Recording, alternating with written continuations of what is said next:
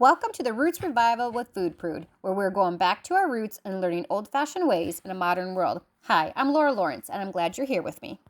Hey guys, all right, I am here to talk to you today about fat, F-A-T, babies. All right, so I have my jar of lard that we're going to be talking about. I've got my show notes because I want to make sure I really convey all the stuff that I just wanted to blurt out, right? I want to make sure I don't have that conversation when you're on the phone. You're like, oh, I forgot to say that. So I want to make sure I get it all to you guys today because it's a really important topic because over the last couple decades, they have really lied to us about that fat is bad for you and that you shouldn't consume it, and they said just get rid of it out of your diet. But I'm here to say that that's been a big fat lie and that you actually need it, and it's good for your brain, it's good for your body, and it's good for your cells. So we're going to talk about today about what is good fat and bad fat, because not all fats are created equal. So you got to make sure you're careful with the fats that you are consuming. So the fats that I personally love is lard, because we raise our own pigs. So we have lard, butter, ghee, and tallow. So if you guys can picture this with me, long ago, there were animals that roamed the land. The land was healthy. It wasn't sprayed with chemicals. It actually had green things and happy things, and the animals were happy. They rooted and tooted to their heart's delight. Yes, long ago, that's true. Those animals naturally had fat, and people had used that fat to cook up a storm with. They used it for baking and sauteing. They used those cast iron pans like nobody's business, right? They used fat. They used it good. They didn't waste any part of the animal. But along came big ag and companies looking to make a big fat bottom line. So enter in the fake fats, blue canisters, other stuff like that, made out of questionable ingredients, right? Fillers, and frankly, not even real food. These are things that we should not be consuming. They kicked out the good fats and told us all kinds of lies that fat is bad and that you need to use these fake replacements. And I'm here to tell you, wrong, back it up. They lied to you. So I'm no scientist. I don't go out and test my lard for vitamins and stuff like that. But I do believe in the old-fashioned ways of growing, creating, and consuming like they used to. Good fats. So let's talk about good fats. Animals raised on organic and open pastures are happy. They eat the good stuff. There's no chemicals that's been sprayed anywhere.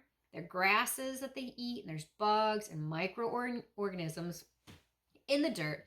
Then that gets absorbed into their bodies and into their fat. And what they eat, we eat, right?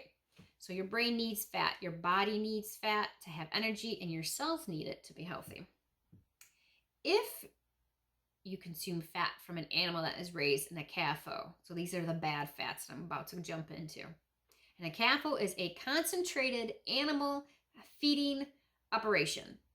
Just the name of that should have you packing your bags. Concentrated animal feeding operation. And since they were probably fed antibiotics, hormones, the food was all sprayed with glyphosate and so on. Those things are then placed into their bodies, which goes into their fats, which surrounds your meat. And those are the fats you would not want to consume, right? So, however, animals raised on open pastures, fed organic, nothing sprayed, those fats have no toxins to be absorbed, because the toxins get absorbed into fat, just like us, just like the animals. If you have toxins, it's going to go there. However, if they weren't fed or with anything toxic, or they weren't eating toxic or roaming the land that was full of toxins, then, their fat should have no toxic stuff in it, right? And then we could use that fat. So those are the good fats. So in my opinion, consuming healthily raised animals and their fat is top notch, because you're getting the fat for your brain and the cells and your body. Like we stated before, you need it. You just need it. So let's dive in a little bit deeper into the lard now that I've preached on my soapbox about good and bad. So let's do that. So what is lard? This is lard. This is animal fat from pig, okay? Something you are probably more familiar with is tallow. That is from your beef, your cows. So this is fat from a pig. The tallow is fat from a cow. So we don't raise cows, so we raise pigs, and so we get a lot of lard. Now, there's two different lards, sort of. So when you get it from a butcher or you get it from a local person that sells whole and half hogs and stuff like that, you can ask for their unrendered lard. And this comes in like usually just in big old bags of plastic bags. Sometimes they seal them, sometimes they don't. Sometimes it's a zip tie, whatever. That is basically raw fat. There's little pieces of meat and maybe some skin in there. I know it may sound weird, but this is legit. This is true life. This is where food comes from. So if you get that raw, you have to then render it in order for you to make it more shelf stable and for you to actually use it. So I have it on my website. If you just go to foodprude.com and /lard, you'll be able to see how to render lard. And so basically what you can do two different ways. My favorite way to do it is in the crock pot. It seems just to work better. You put it in the crock pot and you slice it up into the smallest pieces that you can get, which can be really hard. And you put it in the crock pot, you melt it down, you strain it, and then you put it into your glass jars, and it will look, it's almost like a honey colored liquid.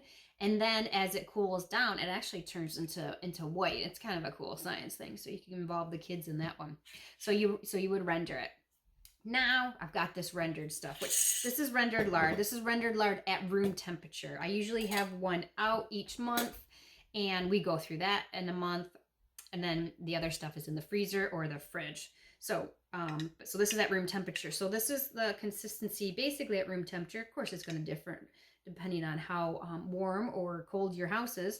So that right there, that's room temperature lard. So that's that right there, guys. All right, so now what do I do with it, right? So I use it in replacement of a lot of recipes that call for butter, even croissants. I have even made croissants with 0 butter because it uses so much, and I always have so much more lard than I do butter on hand. I did lard, and it worked out good. It still gave those flaky, delicious layers. It was fabulous. We use it to saute any of our vegetables, make eggs. I'll replace even the butter in some cookie recipes. In my honey butter rolls, I will take the butter out. It'll be honey lard rolls. You can use it on your grilled cheese. You know, when you instead of spreading butter, you can spread the lard. It makes fabulous, fabulous pie crust. And then I make that pie crust into both a chicken pot pie or an apple pie, and you can find those recipes on the website as well. And it's just great stuff. So you can use it in replace of a lot of things, and it's a healthy fat. So it's a 1-to-1 replacement ratio of butter. So if your recipe calls for 2 tablespoons, you use 2 tablespoons of lard. No big deal. You just switch it out. Easy peasy. So if you guys like to learn a little bit more about the lard or some of the recipes that I have listed or talked about, just go ahead and go to foodprude.com /lard, and then you'll be able to see the specific recipes that I use it in. But we go through a lot because, again, we raise these wonderfully tasty pigs here on our property that we are fed, fed organic feed, and they're out on pasture, and they're rootin' and tootin', and they just have a good old life.